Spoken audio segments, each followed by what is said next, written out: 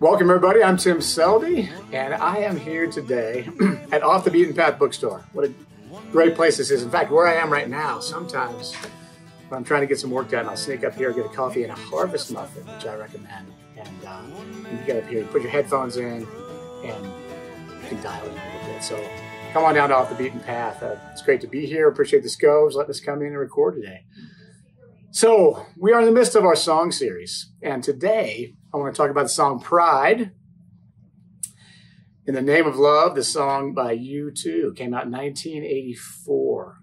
But I want to use a little different version of this song, and I want to do it in honor of the celebration of Dr. Martin Luther King Jr. Day that was this past Monday. I'll get to the song in a little bit, but before I do, I want to mention that Dr. King, if he was still alive on January the 15th, last Sunday, would have been 94 years old. 94. Some of you watching this are probably 94 years old. He's your age. I think it's so interesting because sometimes Dr. King seems like he's from another era.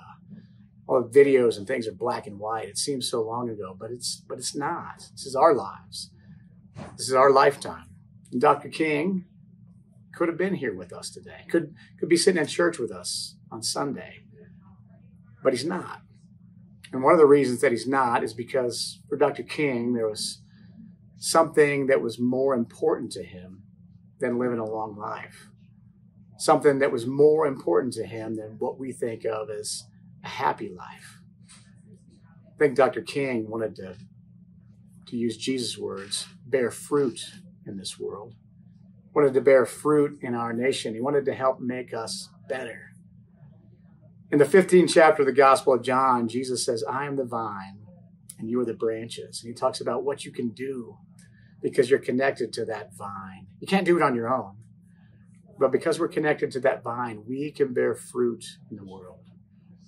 And Dr. King did that, didn't he? He bore fruit in this world. He had such an impact on so many people in so many ways.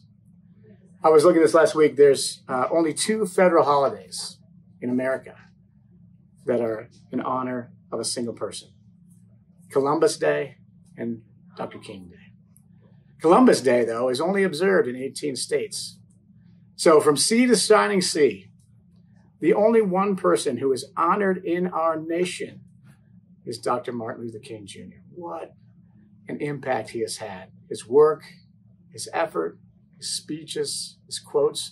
I know for me, one of the things that's so deeply powerful about his life and legacy is that he was so committed to the work of justice, so committed to the work of the betterment of all people in this nation. And yet at the same time, he was so deeply committed to love. This combination of a depth of love and a courage to stand in the face of injustice is such a powerful combination that he brought to us all. Was Dr. King perfect? No, of course not. None of us are perfect. But we don't celebrate Dr. King because he got everything right. We celebrate him because he makes us better. He makes all of us better. Dr. King makes me better. Because of his life and influence, I try to be more courageous. I try to be more thoughtful. I try to, as his friend and contemporary great Rabbi Abraham Heschel says, our job in the prophetic tradition is to interfere with the darkness. I try and get in the way of the darkness. Try and not be comfortable with injustice around me. And this isn't about me. I'm not important. I say that because I think that's probably true of you as well. I think you probably try to be a better person because of the influence of Dr. King. And if I think about my life, in terms of every single one of those things, every single one of them, I am wholly inadequate. So deeply inadequate. But that's not what's important. What's important is that because of Dr. King, I try to do those things a little bit more. And I think I do them a little bit more. My hunch would be because of Dr. King, you do them a little bit more. And if you take my little more and your little more, and a little more of so many people around us, that adds up. That makes impact. And that's so important because we're going to need all of our little bit mores. Because injustice and the struggle for justice, it's not over. It's not going anywhere. It's been with us since the beginning of time. Because this evil of racism, with its insidious desire to exclude, to marginalize, to push away, to devalue, that runs deep. And though it clings to the human story and the human condition, it can be overcome. But it can only be overcome if we have a commitment to the work of what Jesus describes as bearing fruit in the kingdom of God, to bear that fruit and to work for it. It does not come easy, and it's a work for all of us to engage in. You know, to bear fruit, to make fruit in the world, you got to take sunshine and rain, minerals and soil and organisms, and you somehow take all that, you put it together, and you produce something that's never been there before. You produce something that's beautiful and colorful and sweet and life-giving and nourishing in our world. It's an amazing process. To bear fruit, you have to have the imagination to see something that's never been and then compel that into being. To see what hasn't been and compel it into being. Who can do that? What can do that? Well, I think Dr. King knew what can do that.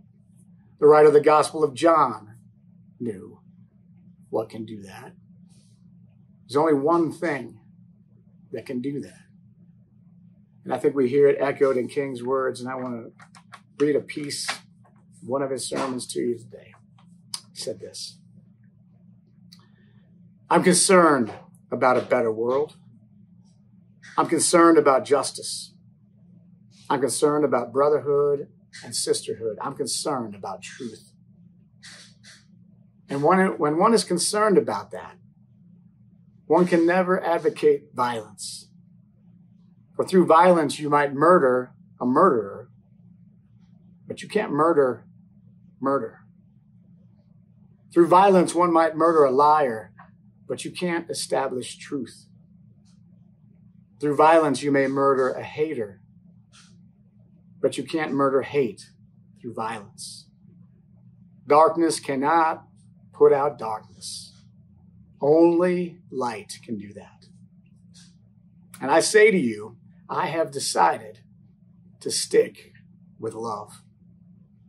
For I know that love is ultimately the only answer to humankind's problems. And I'm going to talk about it everywhere I go. I know it isn't popular to talk about it in some circles today. And I'm not talking about emotional bosh when I talk about love. I'm talking about strong, demanding love. For I have seen too much hate. And I say to myself that hate is too great of a burden to bear. I have decided to love. And if you are seeking the highest good, I think you can find it through love. And the beautiful thing is that we aren't moving wrong when we do it. Because the writer of the Gospel of John was right. God is love. He who hates does not know God. But he who loves, listen to this last phrase, he who loves has the key that unlocks the door to the meaning of ultimate reality.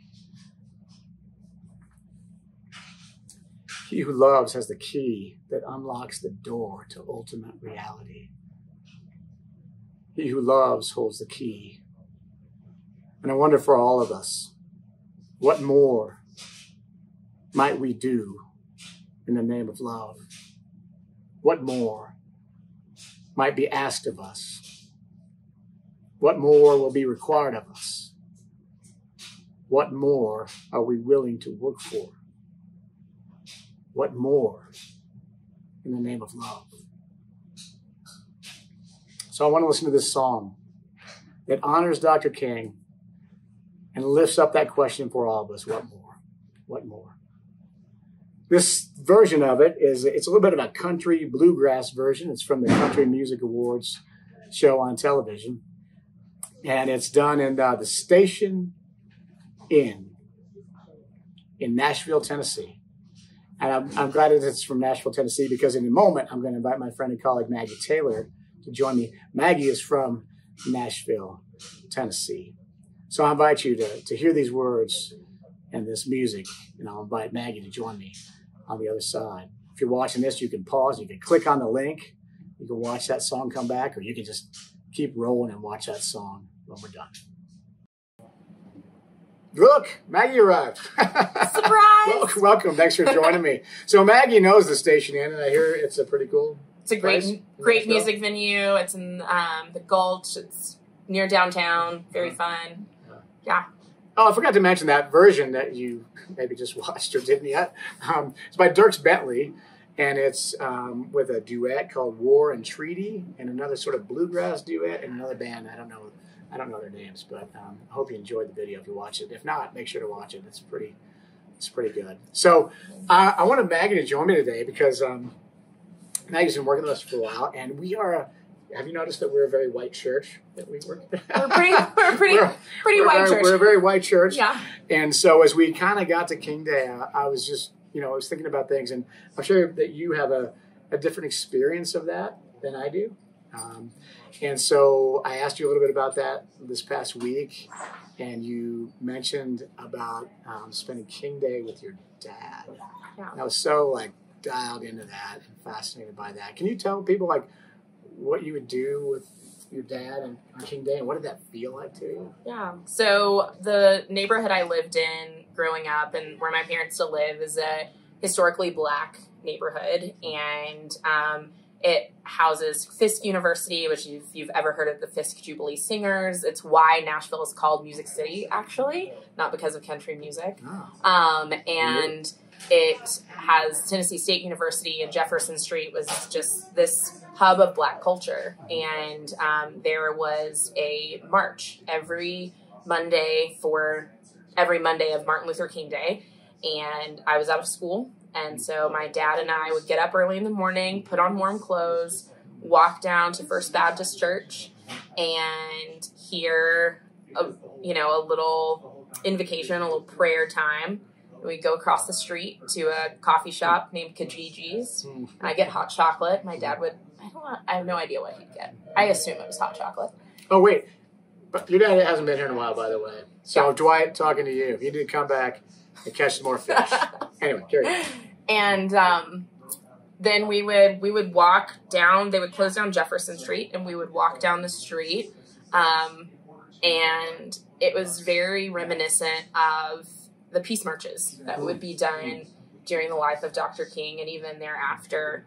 And then we would walk to the Tennessee State University, which is another historically Black university, auditorium, and we would sit and hear a convocation that included dancing and included usually religious and non-religious speakers around that day. And that still happens. It happens on Martin Luther King Day. They've kind of widened the celebration to be a 3-day event, which I think is really cool. But it was one of the things that I did on a yearly basis with my dad, never fail until I went off to college. So what about this year?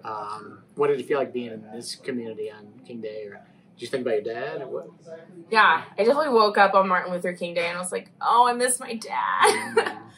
And I think even more than I miss my dad, I miss my community of that, right? I grew up in a predominantly Black neighborhood, but in predominantly white spaces. So, my church was probably the most interracial place that I was at, but my school was predominantly white, and all of the other places I interacted were. So there was a little bit of missing that, missing maybe just the understanding of some of the hard conversations that I have to be a part of because of my race, or the really awkward moments of being the only person in a room that looks different. But I did wake up, and I think one of the things that I wanted to do was still remember it and still honor that, and I was able to find some really great articles about Nashville, Black history. One was about a former music minister at my home church and her role in integrating the Nashville Symphony Choir. She was very light-skinned, and no one asked what her race was, even though it was an all-white choir, and Blacks weren't allowed to participate. So no one asked her race, and she just auditioned and went on in, and she did a couple of really amazing things. So I think for me, a way to honor that space and that time was to just spend that time researching and continuing to learn. Yeah. So continuing to learn, as people of faith, we're trying to learn and continue the work for justice and how we might be a part of that. I think Dr. King drew so much of his courage and strength from his faith and from our faith story as a part of that work. Like, how do you see, how's our faith story, or how does it inspire you to be a part of that?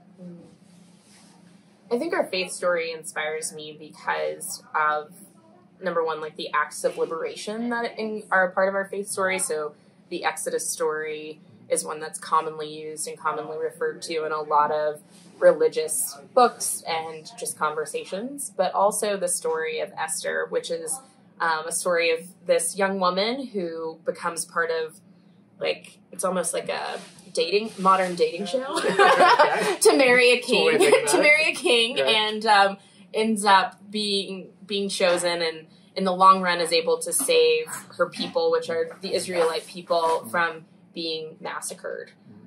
It's a story that has a lot of complexity about her feelings, but also is this really strong female lead, and I think inspires me to, like, give voice sometimes in a place in which it would be easier to be silent.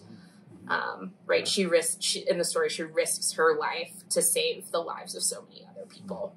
It's almost always easier to be silent, isn't it? Yeah. To speak up. Yeah.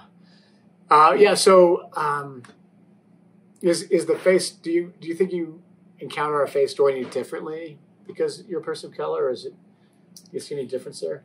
I think I pay a lot of attention to hypocrisy in Christianity, especially in places like the letter to the Birmingham jail and places in which Christian voices have remained silent or have actively caused harm in the name of God.